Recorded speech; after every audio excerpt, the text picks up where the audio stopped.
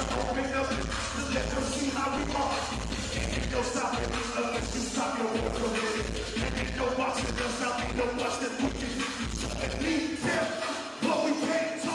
See, we the rescue, came to rescue. It's not gonna set this 34 weeks, and you can't stop. There's nothing you can't do now when you see us in. I got my curse. We know my father's business when we came up in it. They said, I said we came to say. Now when you see us in the gym, I got my curse. We know my father, and we came up in this thing to say. I said we came to say.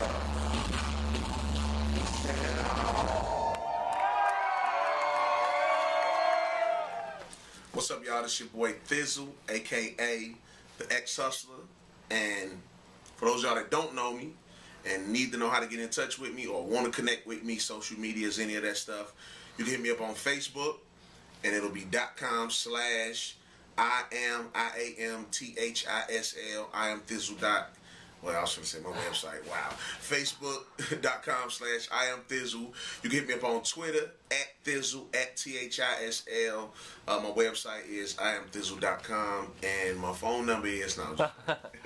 Well, Thizzle, we'll get right into a serious question. How can people know that Thizzle is not about glorifying himself as an artist and just in it for either fame or money or whatever the case is, and know that you're in this for what you preach, pointing people to Jesus? How can people know that?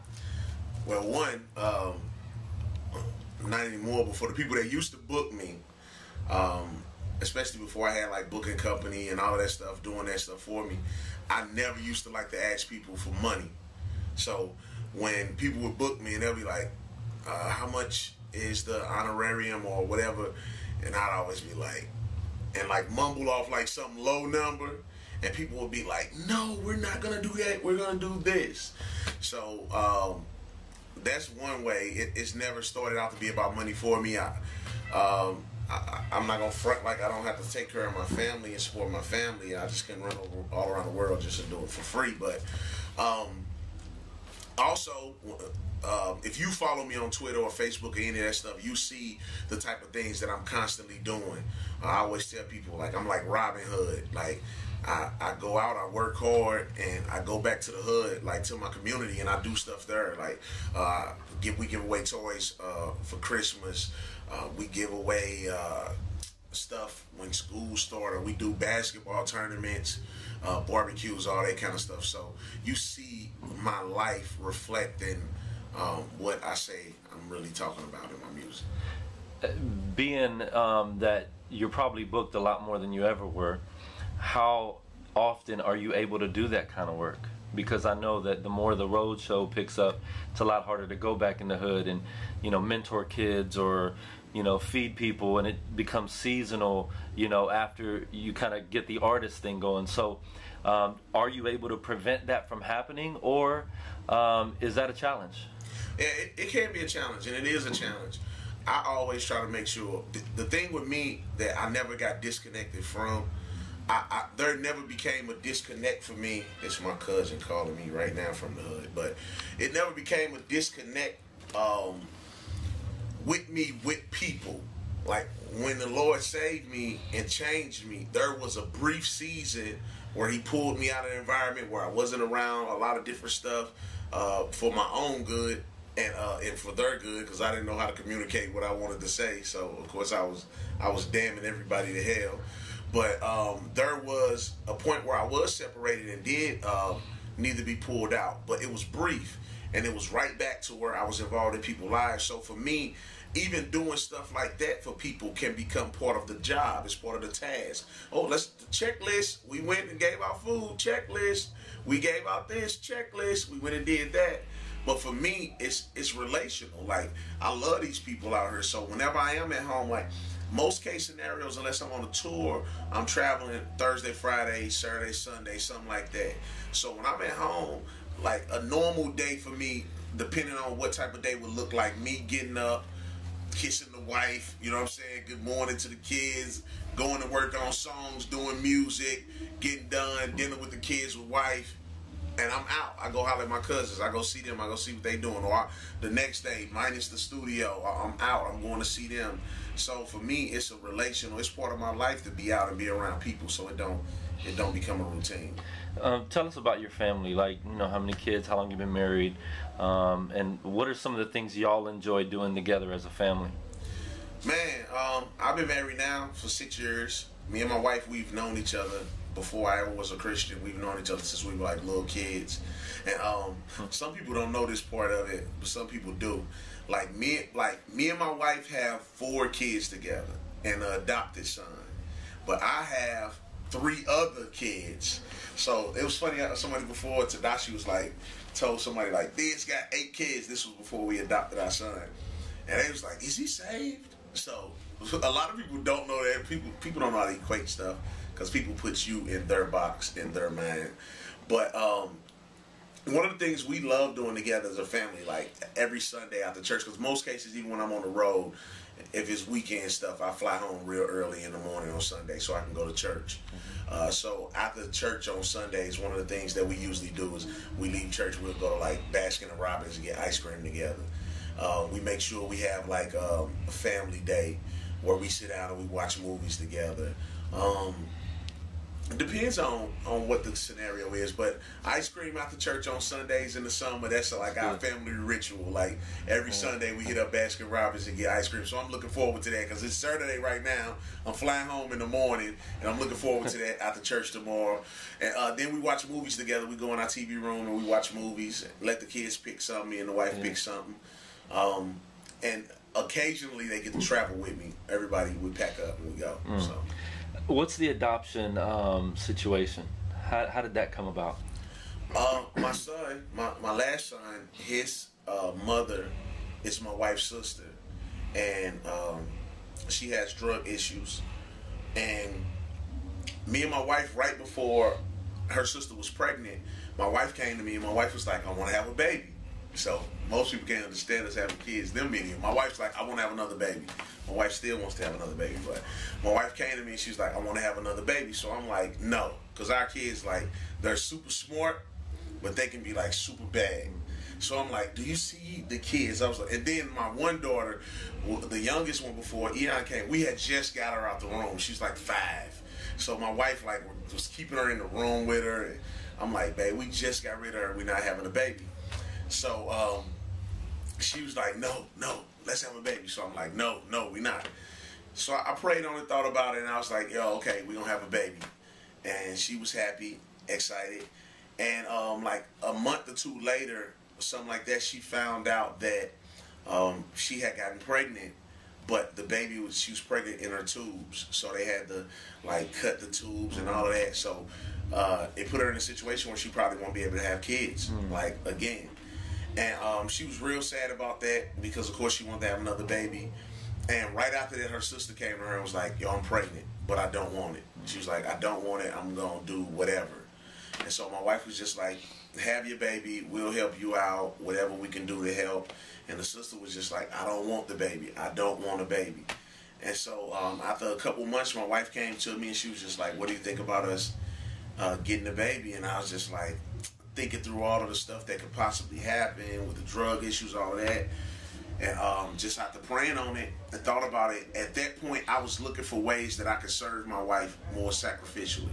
Like, not just the normal stuff where it's just like, okay, I have no problem hanging out with my wife. I find it a joy. So it's like, this is not a sacrifice for me. I enjoy this. I enjoy doing this with you. I enjoy buying you stuff. I enjoy all of this stuff. So I wanted to find ways that I could show her that how much I love her when it makes me uncomfortable. And so I was like, if my wife wants a baby and this could be our way of helping this baby, saving them from an abortion, because that was her first thought, and my wife talked her out of that, but saving them from an abortion and saving them from a life that would just be probably unbearable. And at the same time, I could show my wife I love her and show the rest of the world this is what God done for us. Yeah. And we got him. The day he came home from the hospital, he came to our house. He's been there ever since. It's a blessing. Yeah. With your type of music, it's street stories, stories from the street, and you've kind of stuck to that.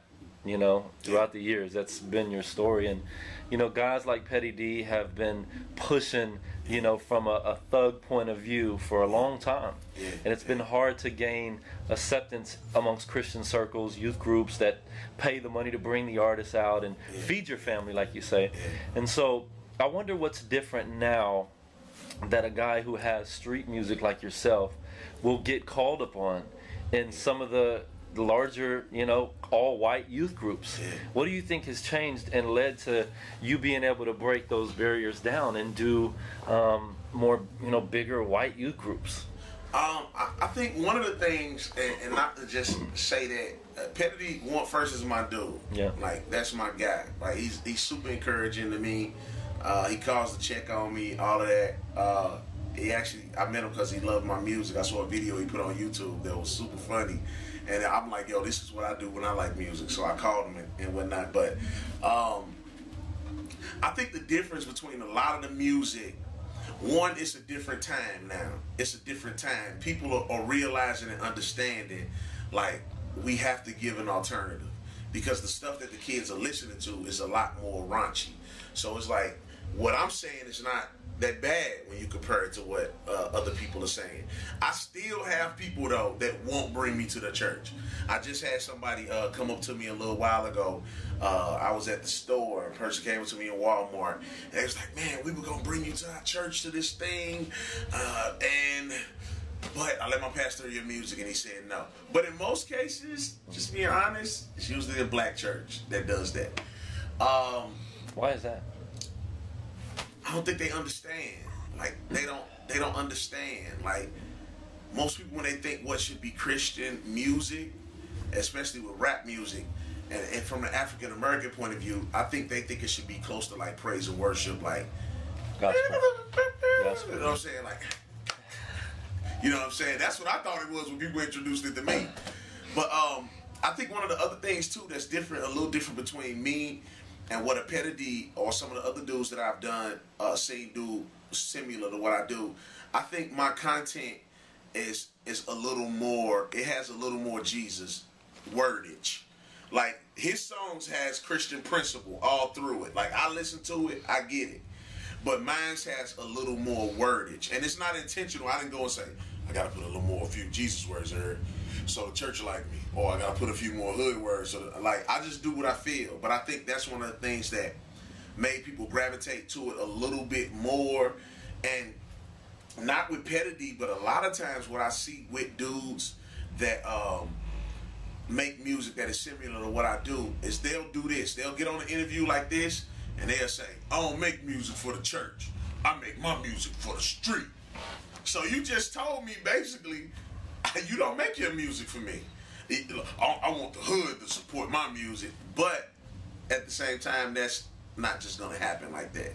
You know, a lot of people that are not Christians support my music, but it was from them seeing the momentum that I had from Christians supporting it.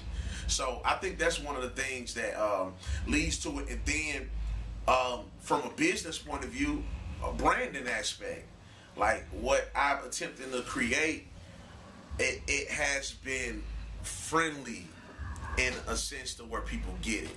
It's not just like, when people see the full brand of who I am, they see me doing stuff in the hood. They see me evangelizing the Muslims online. They see the full package and brand of who a Thizzle is, and they say, this is a person I want to put in front of my youth group. Speaking of branding, excuse me, how do you brand yourself and remain true to being a disciple or a missionary? Because people can lose themselves within building that brand. So explain kind of the brand as well as just being the Christian, being the called one. Because, you know, I know with building a brand, you know, we were talking and telling D-Mob earlier, D-Mob is way too personal. Like, he'll just associate with everybody, but it seems like to be successful, you got to kind of play the back, you know, stay in the back room and all that. And so, you know, as a believer, though, you know, there's kind of a fine line as to how much standoffish you can be when a ministry opportunity could be there. So Tell us about the business side of branding and then the ministry side and how you maintain that balance, if you do, or if you feel like you're doing a bad job of one or the other. You can tell us that. Yeah, I mean, for me, I do it like this. I personally don't think, like, I'm not a backroom person either. Like, when I go to festivals, like when I first started going to do big festivals, I totally didn't know the protocol. So I would like leave off the stage and do the show, and I'm like walking around in the crowd, like where everybody at. And it'll be like the first time, true story, I did like Agape Fest main stage. And when I got done, I was just off. I'm walking around. There's like 2 people following me. Like I could tell they were from the festival. So I stopped and I'm like, did I do something? And they were like, yeah, you supposed to go to the autograph tent. So I'm like, oh, I didn't know. So they take me to the autograph tent, and after that, it's like I was cut off from everybody else. But I was just like, yo, this is not cool. Like, where can I go? They were like, well, you can go to the merch tent. So I'm not that person. Like, when I come to events, I want to come out and talk to people. I don't think that's part of your brand. I think that's part of people's personality. Like, you can come out and talk to people and it doesn't affect your brand. But that also can help you as being an artist, because people see you and you're accessible. That's one of the things that I always wanted to be. So I guess that's part of my brand. I wanted to be true to who I was and be accessible, because I don't know what that will mean to the next person. But as far as just working it, I think when people lose themselves in it, it's when they try to create something that they think people are going to like. Because branding is not that. Branding is just seeing what you already have and making sure you maintain it. So what I already have is people love me for who I am. They love me for talking back to them on Twitter. They love me for talking to them on Facebook. They love me for talking to them at shows. They love me because I communicate what I believe and what I feel through my music and through a Christ-centered type way, but it's still raw. It's still gritty. So those are the things that I say, these people, this is what people love me for. So I'm going to continue to do that. So that's my brand. I think people lose themselves when they go and say, all right, what do I need to be? What do I need to be for people? Okay, they like this about him. I'm going to be that. And then it's like, that don't work. Oh, they like this about him. I'm going to be that. So you have this person running around. He's trying to be this like Lecrae, or that like Flame, and that like Jason, and that like D-Mob, and then you got them all rolled up in one, and that's where you lose yourself, because people try to create something. But branding just identifies something that you already have. But it is something that is necessary in what you do. Yeah, definitely, if from the business point of view, because you want to capitalize. Like I always tell people, when you look at the Bible, like I will always say, like, who said I'm charismatic with people? Somebody said I'm charismatic with a seatbelt. But I'm conservative in my thought, but I am not staunch. So I look at the Bible talk about multiple things. When you look at scriptures like the parable of the talents, like they're talking about money.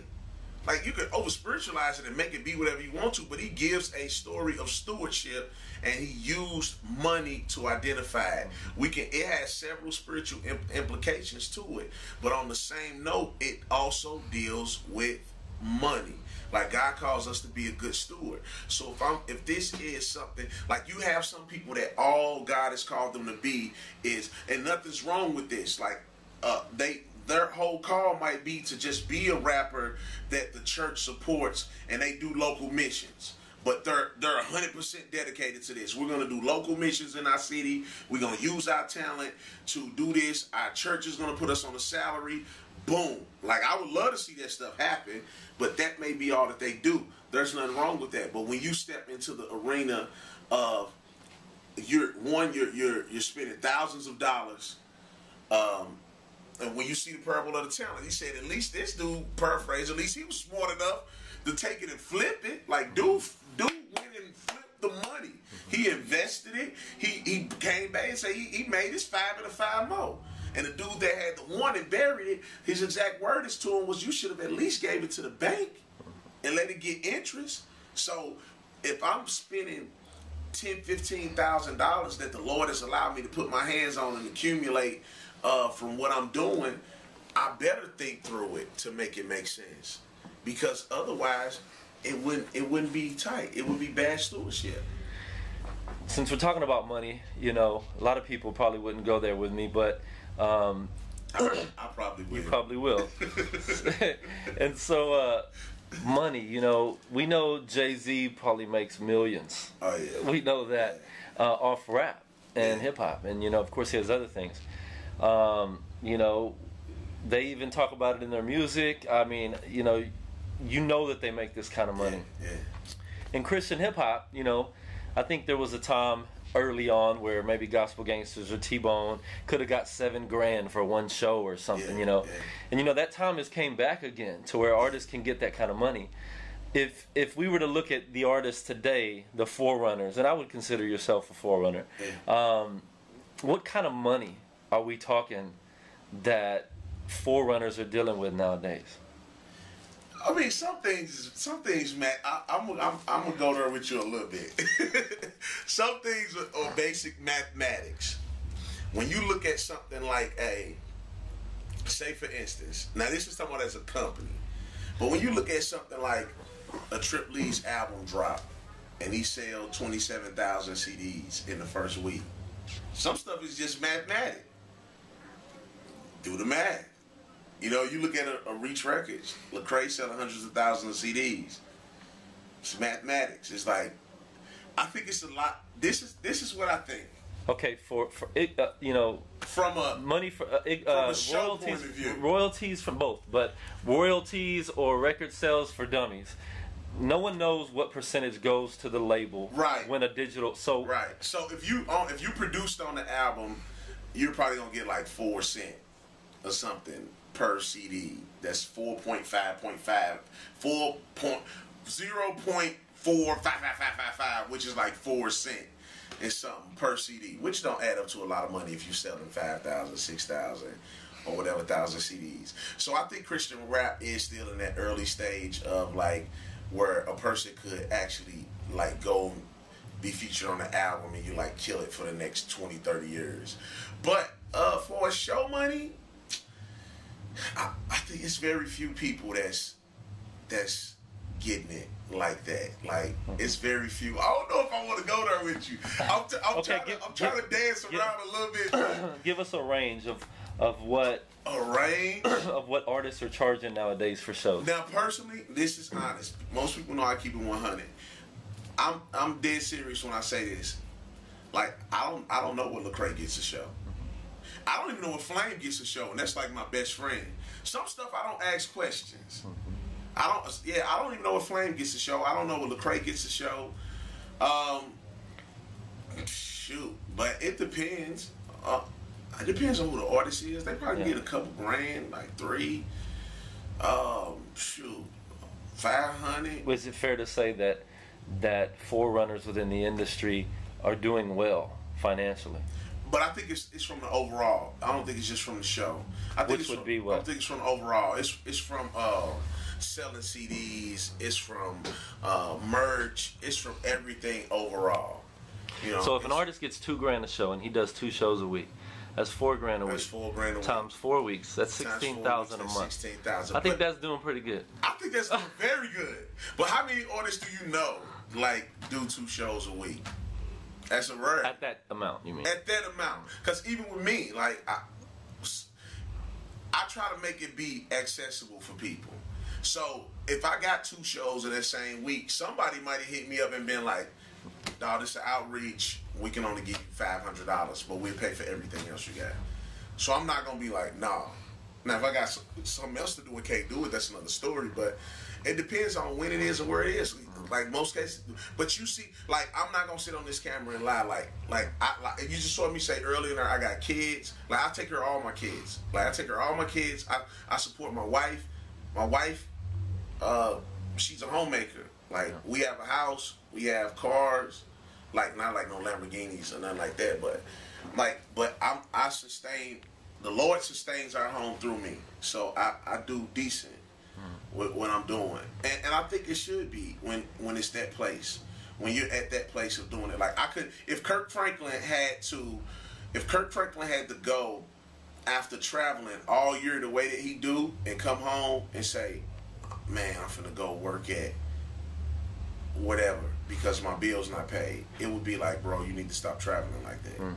So I think if God, like I always believe God called you to do something, He gonna provide. So dudes get provided for. Like, so I danced around it a little bit, but is this solely how you make your living? Yeah. Okay. But like, but for me, I'm like a one-man machine though. So I don't got all the expenses that other people have. I don't want to be a one-man machine. That's something I'm actually working on, like getting rid of. So, but I'm a one-man machine. I don't have all the expenses other people have. Okay. A lot of artists come at you, I'm sure, and it may be for features or appearances, guest appearances. Yeah. And I'm sure, being you got a big heart, you probably tell a lot of them, yeah, let's do it. All right, no? I don't. Okay. If you, how do you handle that, man? And is it hard to accomplish a lot of the demands of being in the forefront? Yeah, it is. Like, even with the demands of just the artists that you want to do features for. Like, say, for instance, if you have a Lecrae working on the album, Trip working on the album. Say if I got 4 of my partners working on an album at the same time, and they like, dawg, I want a feature from you. But at the same time, I'm working on something. And I got family. And I got this. And I got that. It's like, all right, I got to get this stuff done. I got to get it done. And me, I work a little bit different. Like, if I don't feel something, like, I don't force myself to do it. So I'll wait till I feel it. You know what I'm saying? So I might not feel it for 3 weeks. By the time I feel it, though, I probably got to do something else. So it's like, depending on how it pans out. But most cases with artists, I have a lot of emails right now from artists just saying like, yo, can I get a feature? One, they make the mistake of sending it to my booking email and it doesn't process through, or it don't process through. But even for the dudes that hit me up on Twitter, like, I try to answer most of them. But my thing with features is this, like, I value my time. I don't even, up until this point, like, just being 100, I've never even charged nobody to do a feature. So I've never even been like, yo, I'm gonna charge you, like, to do a feature up until this point. But I value my time. I don't want to go work and hard and do a verse and get stuff done and do all of that, and then it go on an album that never comes out, or it go on an album that you put little effort into promoting. Or, like, I just don't want to go and take the time to do it. So I talk through it with most people. I'm talking through with a guy right now, a group. They sent me something, and I was just honest with them. Like, I'm real busy right now because I'm working on a new album. I'm working on this book. So I was like, I'm just being honest. I'm a little swamped. So that part, you want to tell everybody, yeah, but you got to be realistic with yourself. And then some stuff, if it ain't tight, I wouldn't get on it. I don't care who it is. It could be flame. You know what I'm saying? If I don't like it, I'm not going to do it. So what's the book about?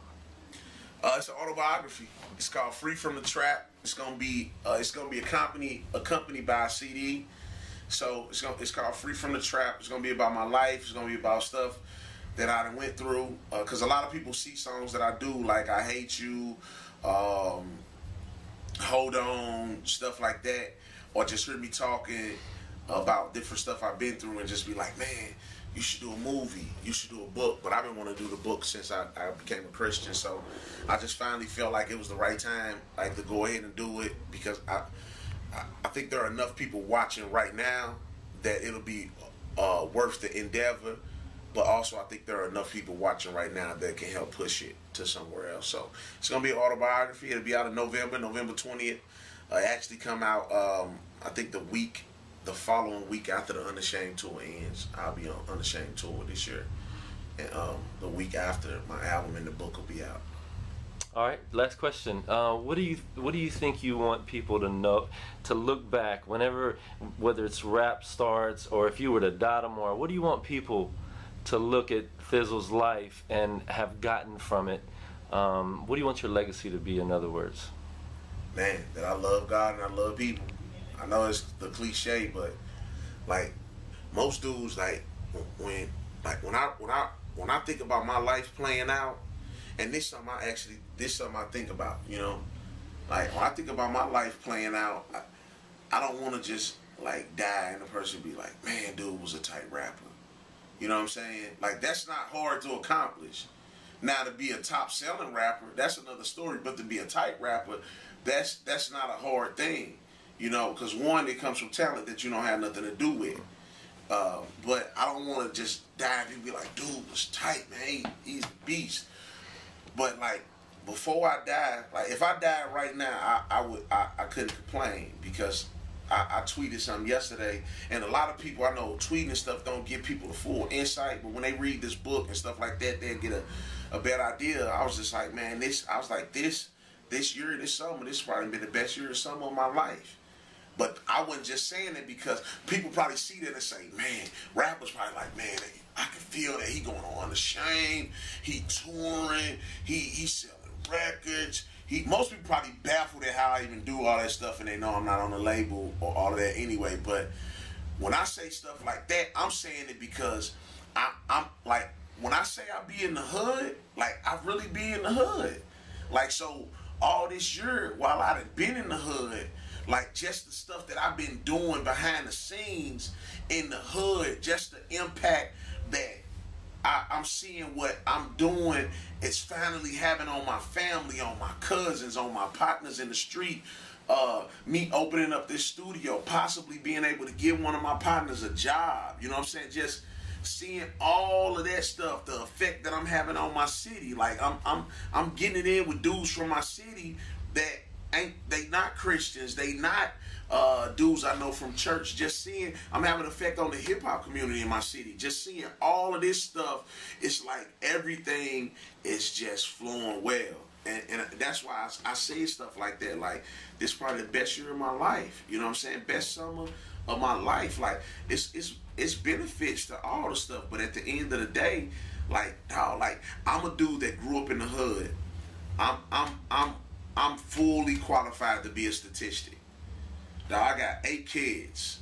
You know what I'm saying? My daddy, I ain't seen my daddy in 2 years at this point right now. My daddy live in Detroit. I'm here in Detroit right now. I'm hoping I see him before I leave. But my daddy was gone all my life. My mom was a drug addict. I got 8 kids. I've been to jail. I've done all kind of crazy stuff. I done lost 20 some plus partners in the street. I grew up selling dope all my life.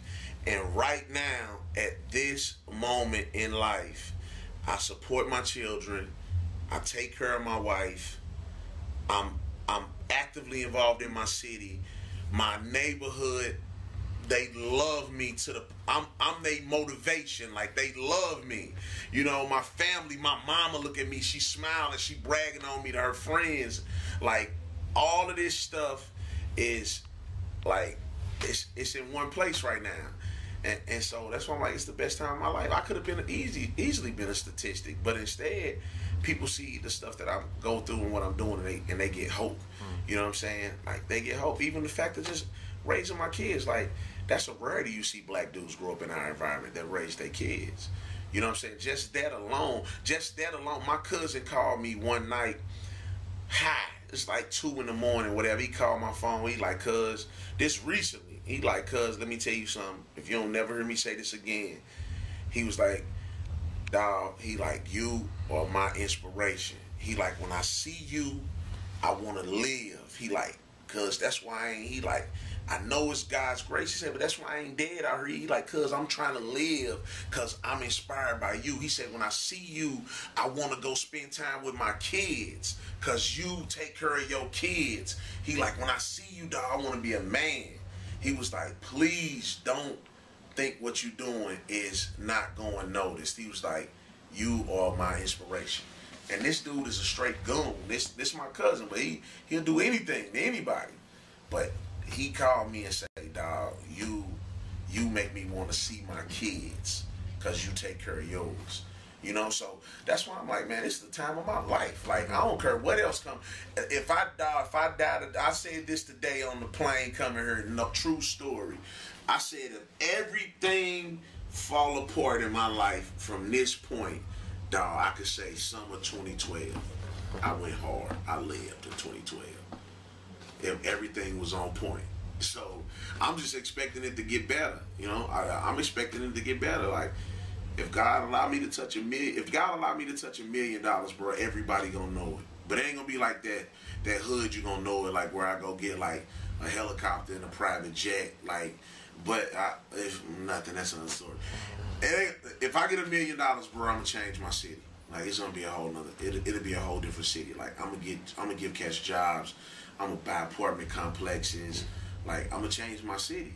So if God allowed me to live to get money, I'm gonna use money to change my city. If God allowed me to live and I don't got money, I'm gonna use my time, my life, and my breath to change my city. That's my plan. When I'm done with music, if I live to be done with music, I ain't gonna sit around wishing what I would have done with music. Like, I'm gonna go get involved in some local stuff to the full degree, unless I'm involved in something different after that. But that's my goal. I'm always involved in local. I'm gonna be involved in local, global, whatever. But right now, this is the time of my life, dog. I'm happy. Like, I'm happy, bro. It been a lot of days of my life when I wasn't. Is there anything that you want people to know about coming out, releases, or maybe releases and stuff that's came out already? The shirts, the clothing, whatever. Yeah. Go to iamthizzle.com and you can see, that's IAMTHISL. You'll see a store with the shirts like the little Thizzle cartoon. Got the full ride fitted snapbacks on the way. My homie Reconcile that I work with, one of the artists that I work with, Reconcile, he's a beast. You can go to noisetrade.com/full ride music group and download his album Abandon Hope for free. 83, I work with him. He working on music. He got a single out on the way out called Classic with Truth.